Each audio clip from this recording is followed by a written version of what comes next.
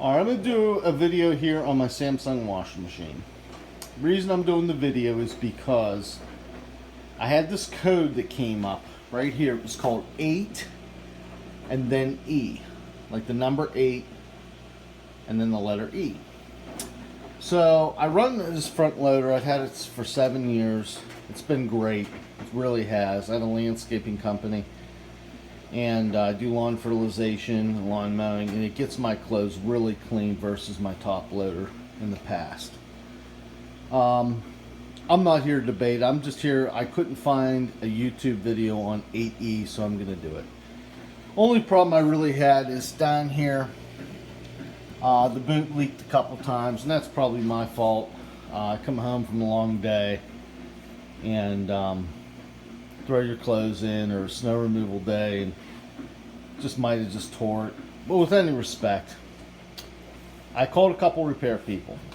I called the guy I bought the machine off of 7 years ago, and he said, well, Samsung only makes machines to last 3 to 7 years, you know.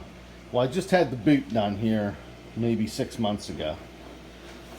So I'm like, well, how much is a new? He said, well, I like this Electrolux model. It's like $650 for the top. Then he's going to nail me for $250 at the bottom. He's going to knock $50 off. You got your tax, $850 to $900, and you don't have to buy a machine, a front loader. But hey, I like them. And before I spend any money, because I'm working 7 days a week, I want to take a peek. So, I look at this 8E error code. I go onto this website. I'll get it for you. It's called appliancejunk.com. And this is a forum for actually technicians. And the one guy said it could be this sensor failure. It could be this whole cluster here. One guy said it could be one of the vibration sensors. So I said, hey, let's pull it off and take a peek-sees. So, there's 2 screws in the back. Obviously, unplug it. I don't think I should have to tell people unplug it, but, you know, unplug it. So, as you can see, it's shaking pretty good. And the one technician on the forum said, see how these wires are like short? And sometimes if your machine is not completely level, it's going to shake even worse. See, they got a clip here. For some reason they don't have one here. So all I did was, I took this sensor, which I'm not sure if it's a sensor. I took it off. There was the broken wire. I got my wire clippers. Snip, snip. Threw a nut on there. Ran some tape. Drove the screws back in. And plugged it back in. And I was going to give it a shot. Now it wouldn't fill up. What it would do is you'd hit the power button, it would go through this little thing, and then right when it goes to fill with water, that code 8E would just come right up. So I'd unplug it again, blah blah blah. So after I fixed Mr. Wire, I came around, and that was like the moment of truth. You know what I'm saying? Like, actually, I threw some clothes and some detergent because I'm just like, maybe it'll help my cause. But with any respect, when that thing filled up with water, people, I didn't know if I was going to shit or go blind. I couldn't believe it. Now, these other jokers, don't let people con you into spending $1,000, or even if it's $200, even if it's $75 on a used one. Unplug the machine. There's only 2 screws on the back.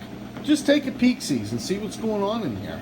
You know, maybe you'll get lucky. You'll find a wire that's broken like I did. But that appliancejunk.com does have a lot of good information in there. It only took me a couple minutes to actually read some of the, you know, because it's a bunch of actual technicians talking back and forth about, you know, like, you know, in some forums, the guys are just chattering about nothing. So, I think I'm going to do a couple more videos on some things around the house here. I have a landscaping business, but there's a billion videos on landscaping. I don't think I'm going to actually do any on there. I may. But a couple people have been asking me. I did lease a new vehicle. I got myself a Jeep Rubicon 2020. It's got this new roof on it. It's called the Slider. And what's nice about the Rubicon is that it's hard to see in the dark, but it's got a one push button for guys like me that work all day, and I'm not pissing around taking everything off. Some people have asked what I've liked about it, what I haven't liked about it, so I think I'm going to do a video on that here in a couple days. But anyhow, getting back to the washer, that is Coat 8E. They were saying that it could be the motor, it could be a vibration sensor, could be a tach sensor, could be this. The thing that cured me was this little purple wire. That's all it was. And it shut the whole machine down. So give it a shot. I just ran an hour and 20 minutes with it. Down to 4 minutes. I want to do a video until I thought, making sure nothing else was going. So it's got one cycle in. I'm going to do a few more loads, and I hope it helps.